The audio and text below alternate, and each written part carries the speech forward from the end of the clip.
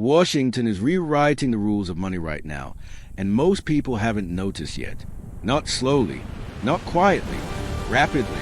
Stablecoins, blockchain markets, tokenized assets, and a 4-year cycle that nobody in mainstream media wants to talk about. While everyone was focused on price charts and meme coins, the real game was being played in Congress, in the White House, in the sex offices, and the decisions being made right now will determine who wins the next decade of wealth creation and who gets left behind. So today, we break it all down. No noise, no hype, just the structure. Part 1, the stablecoin war with banks. Let's start with the war that's been happening behind closed doors. Banks have been lobbying Congress hard, spending millions, sending letters, pulling every string available, all to stop stablecoin legislation from passing.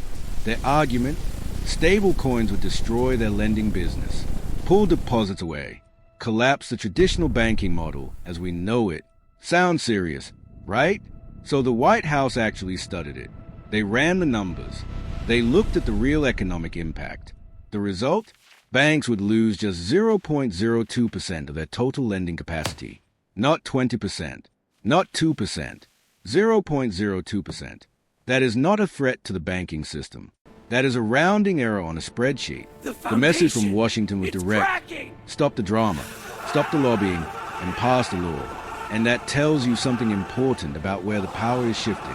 Because when the White House publicly dismisses billion-dollar bank lobbying with a single data point, the landscape has already changed.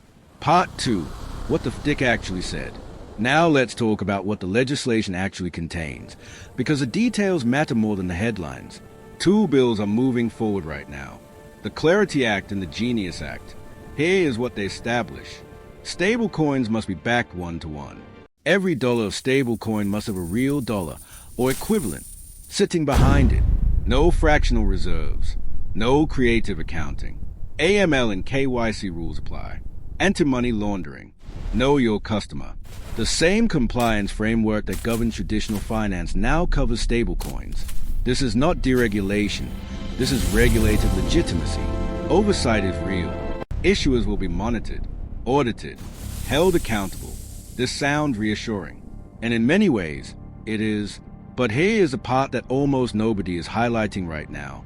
There is zero FDIC insurance for stablecoins. If the issuer collapses, and history shows that issuers can and do collapse, there is no government backstop, no bailout, no protection. The loss is entirely yours. So understand what this legislation is and what it is not. It creates structure, it creates legitimacy, but it does not eliminate risk. And any investor who treats a stablecoin like an FDIC-insured bank account is making a very dangerous assumption. Part 3, the sex vision. Now this is where things get genuinely historic, and most people are completely missing it. SEC Chair Paul Atkins stated it publicly and clearly. Within 2 years, all U.S. markets will operate on blockchain. Stocks, bonds, real estate, commodities, all tokenized, all on-chain, all settling in real time without the delays, the middlemen, and the inefficiencies of the current system. Think about what that actually means. The entire U.S. financial market infrastructure, trillions of dollars of assets, moving onto blockchain rails. This is not a crypto prediction. This is regulatory guidance from the head of the Securities and Exchange Commission. But here is the critical insight for investors. Legislation does not immediately move price. Structural change takes time. Months, sometimes years. The market often front-runs the excitement, then consolidates. Then the real move comes when adoption actually happens. The smart investor does not buy the headline. The smart investor buys the structure. They position early. They wait patiently. And they let the cycle do the work. Part 4, where we are in the cycle. And speaking of cycles, let's get very specific about where we are right now. 2026 is a midterm election year.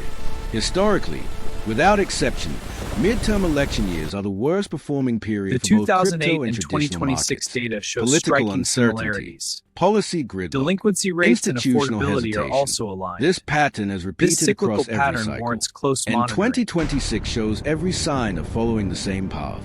But there is something else happening simultaneously that almost nobody is connecting.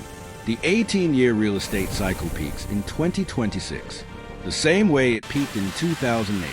The same structural signals. The same overextension. The same late cycle psychology where everyone believes that growth is permanent. We know how 2008 ended. So what is the right move right now? Cash. Not because cash is a great long-term investment. It is not. But because right now, cash is ammunition. There is one rule every serious investor should memorize. Cash is trash until there is a crash. Then cash is everything. The investors who enter a downturn with liquidity are the ones who buy assets at the bottom, from the investors who entered without it. Here is the bottom line. Institutional legitimacy for crypto is being built right now, faster than most people realize. But the best opportunity does not come at the peak of excitement.